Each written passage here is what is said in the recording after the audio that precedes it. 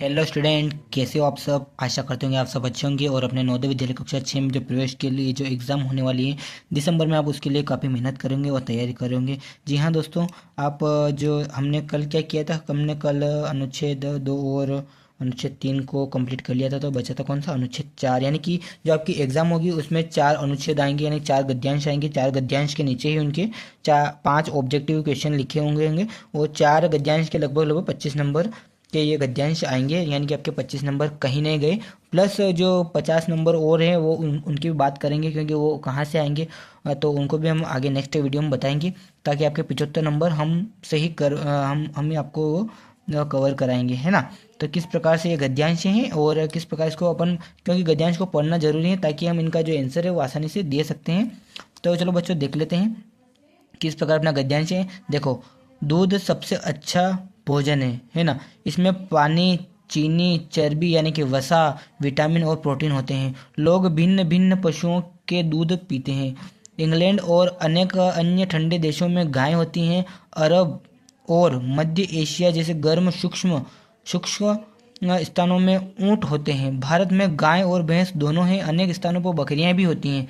यदि लोग गाय और अन्य पशु रखते हैं तो उन्हें बहुत सारा दूध मिलता है। दूध से वे मक्खन और चीज़ बना सकते हैं। चीज़ जो पनीर होता है वो सब बना सकते हैं, है ना।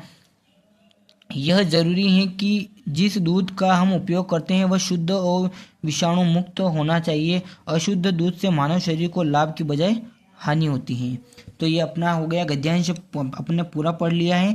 तो इसके बाद जो 5 क्वेश्चन है इनको भी देख लेते हैं किस प्रकार से जो अपने क्वेश्चन है। देखो, पहला क्वेश्चन क्या बोल रहा है अपने, लोग डैश डैश पशुओं का दूध पीते हैं। तो अपने क्या पढ़ा यहाँ पे, लोग भिन्न भिन्न पशुओं के दूध पीते हैं। तो यहाँ पे ऑब्जेक्टिव में देखो, ये सेकंड बी वाला इसका राइट आंसर होगा, भिन्न भिन्न, है ना।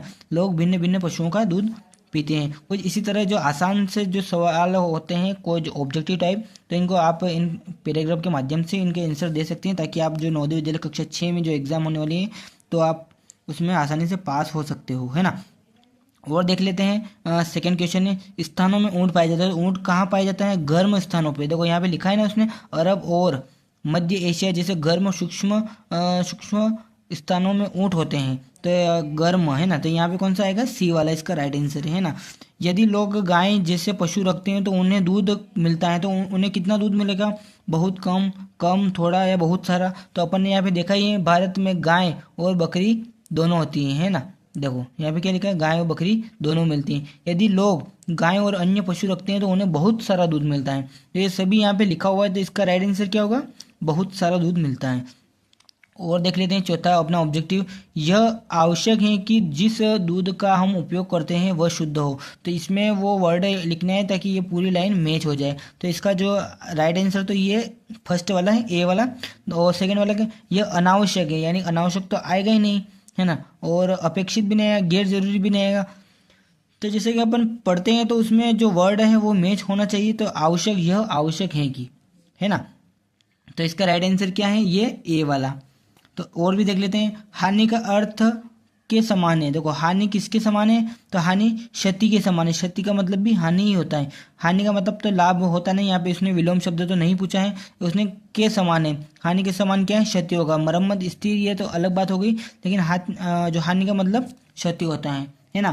तो ये अपने ये एक जो अपना गद्यांश है ये पूरा हो गया। इसके अलावा एक गद्यांश और देख लेते हैं साथ साथ में।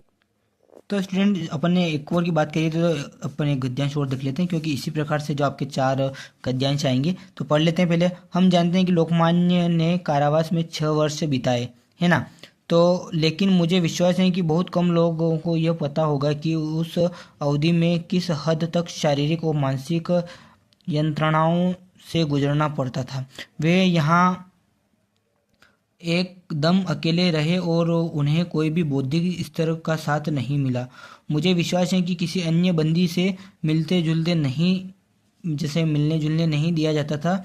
उनको सांत्वना देने वाली एकमात्र वस्तु किताब थी और वे कमरे में एकदम एकाकी रहते थे। यहाँ रहते हुए भी उन्हें 2 या 3 भेंटों से अधिक का मौका नहीं दिया जाता था, और वह ये भेंट भी पुलिस, जेल और अधिकारियों की उपस्थिति में हुई होगी, जिससे वे कभी भी खुलकर और हार्दिकता से बात नहीं कर पाए, है ना। तो ये हो गया अपना ऑब्जेक्टिव। तो इनके फटाफट से आंसर भी देख लेते हैं। लोकमान्य तिलक ने कारावास में कितने वर्ष बिताए? देखो ऊपर लिखा है लोकमान्य तिलक ने कारावास में 6 वर्ष बिताए, है ना। तो ये इसी प्रकार से आपको भी इसमें ढूंढना और यहाँ पे लिखना है। मैं आपको इतना बता रहा हूँ ताकि आप इनको जल्दी से ढूंढ सकते हो, है ना। तिलक को कोई भी साथ नहीं मिला, देखो तिलक को कोई भी साथ नहीं मिला। तो तिलक को देखो यहाँ पे लिखा है उसने, उन्हें कोई भी बौद्धिक स्तर का साथ नहीं मिला। तो इसका राइट आंसर क्या होगा? ये ए वाला, है ना। किताबों को तिलक को किताबें दी जाती थी, देखो तिलक को किताबें दी जाती थी। तिलक को कौन सी किताबें दी जाती थी? तो उनको सांत्वना देने वाली एकमात्र किताब वस्तु किताबें थी। तो कौन सी थी? सांत्वना, है ना। तो तिलक जेल में मिलने वालों से खुलकर बात नहीं कर पाते थे, क्यों? क्योंकि उनके साथ वो पुलिस और जेल अधिकारी रहते थे, है ना। ये है ना इसका, देखो देखो यहाँ पे लिखा है पुलिस जेल और अधिकारी की उपस्थिति में, है ना। तो इसका राइट आंसर क्या है? देखो ये वाला। जेल में तिलक को किन चीज़ों से गुजरना पड़ता था? शारीरिक और मानसिक यंत्रणाओं, है ना। ये इसका राइट आंसर है बी वाला। देखो यहाँ पे लिखा है उसने शारीरिक और मानसिक यंत्रणाओं से गुजरना पड़ता था। ये हो गए अपने 2 पैराग्राफ। हम और भी पैराग्राफ लाएंगे आपके लिए, क्योंकि आपको एग्जाम में पास होना है, उसके लिए हम काफ़ी मेहनत करेंगे दोस्तों। तो आप वीडियो को लाइक शेयर सब्सक्राइब करें। धन्यवाद।